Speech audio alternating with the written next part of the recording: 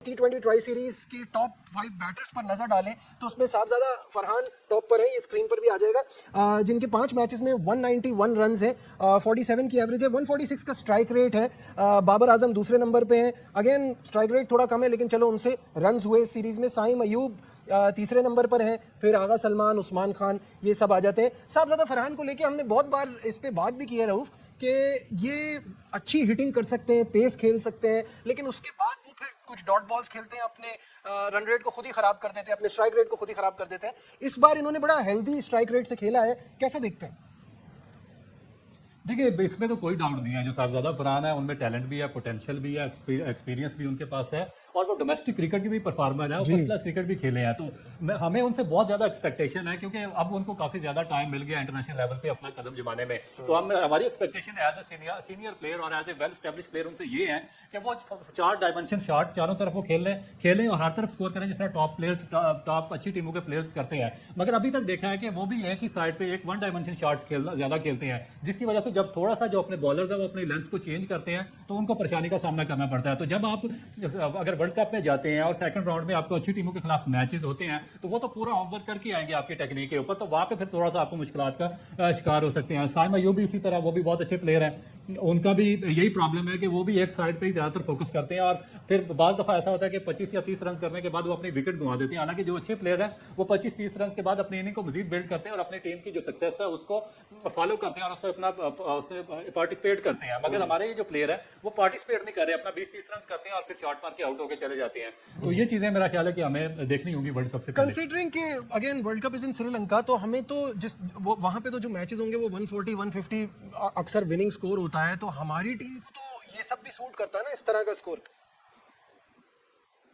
जी exactly, और देखें कि उसमें क्योंकि स्पिनर्स को ज़्यादा जो पिचें हैं वो सूट करती हैं, तो उसमें स्कोर भी इतना ज़्यादा 140 135 140, तो ये मेरा ख्याल है कि पाकिस्तान के लिए, मैंने पहले भी आपको कहा कि पाकिस्तान को ये जो कंडीशन है श्रीलंका की वो सबसे ज़्यादा सूट करती है। मगर उसमें फिर हमें एक और चीज़ देखनी पड़ेगी कि हमें जो अपनी जो टीम सिलेक्शन है या जो पिच को रीड करना, उसको उस प्रोसेस को बेहतर करना पड़ेगा, जिसकी वजह से हमें एशिया कप में सफ़र करना पड़ा था और उससे पहले चैंपियन ट्रॉफी में सफ़र करना पड़ा था। हमारे पास प्लेयर होते हैं मगर हम आइडियली जो पिच है उसके बिहेवियर के मुताबिक हम बाज़ दफ़ा अपनी टीम सिलेक्शन नहीं करते, जिसका हमें बड़ा बुरा खमियाजा भुगतना पड़ता है। तो मेरा ख्याल है कि ये बड़ी मेजर चीज़ है जिसको हमें देखना पड़ेगा। बिल्कुल देखना पड़ेगा। अभी हमने बैटिंग पे बात की तो टॉप 5 बॉलर्स भी आपके सामने स्क्रीन पर आ जाएंगे, जिसमें नवाज सबसे टॉप। मोहम्मद नवाज ने 5 मैचेस में 10 विकेटें लिए, 5.6 की इकोनॉमी के साथ, 3 for 16 इनका बेस्ट बॉलिंग फिगर है। नवाज, मुझे लगता है कि अगर पाकिस्तान की प्लेइंग 11 लिखा जाए तो सबसे पहले इन्हीं का नाम आता है। दूसरे नंबर पर अबरार है, जिन्होंने 4 मैचेस में 6 विकेटें ली हैं।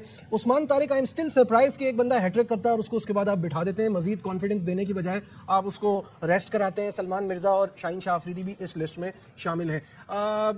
तो रऊफ, क्या समझते हैं आप, बॉलिंग का डिपार्टमेंट और स्पेशली स्पिन बॉलिंग तो काफी सेटल्ड है हमारी?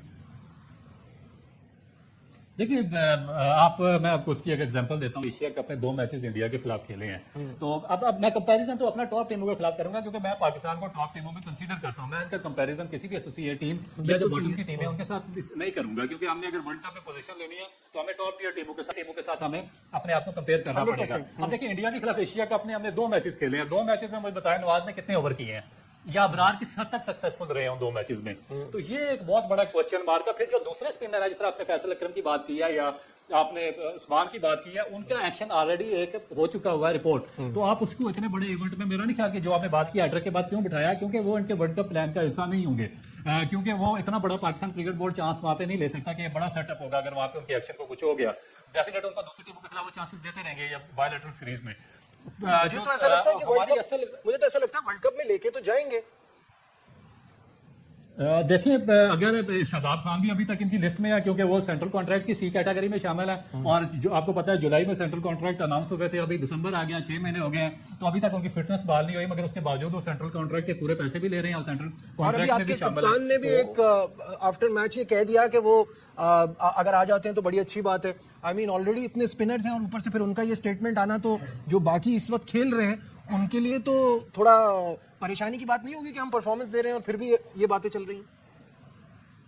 देखिए, डेफिनेट होती है, मोरल आपका डाउन होता है, मगर इशू वही है कि देखिए कि ये जो मोहम्मद नवाज है, ठीक है, इनकी श्रीलंका के खिलाफ, जिम्बाब्वे या एसोसिएट टीम के खिलाफ बहुत अच्छी परफॉर्मेंस रही है, मगर अब देखिए ये 3-4 वर्ल्ड कप खेल चुके हैं। ये जो इंडिया में वर्ल्ड कप हुआ था वहां पे इनसे कोटा मुकम्मल नहीं हुआ। जो हम अमेरिका में T20 वर्ल्ड कप खेले उसमें इनसे बॉलिंग नहीं हुई, चैंपियन ट्रॉफी में नहीं हुई, लास्ट एशिया कप में 2 इंडिया के खिलाफ मैचेस हुए उसमें इनसे बॉलिंग नहीं हुई। अबरार का भी यही है कि वो फिंगर बॉलर है, फिंगर बॉलर की बाज़ दफा जब बॉल पड़ती है लाइन पे तो वो बहुत ज्यादा सक्सेसफुल होता है, किसी भी टीम को वो नॉकआउट कर सकता है। मगर जब उनका डे ना हो तो वहाँ अच्छी टीमों के खिलाफ तो फिर आप क्या करेंगे? तो इसमें हमें 1-2 रेगुलर स्पिनर और डोमेस्टिक में से निकाल के जो उनकी पूरी बॉलिंग की क्वाइल मुकम्मल है, यहाँ पे मैं उसको समझा, तो वो हमें साथ रखना जरूरी है।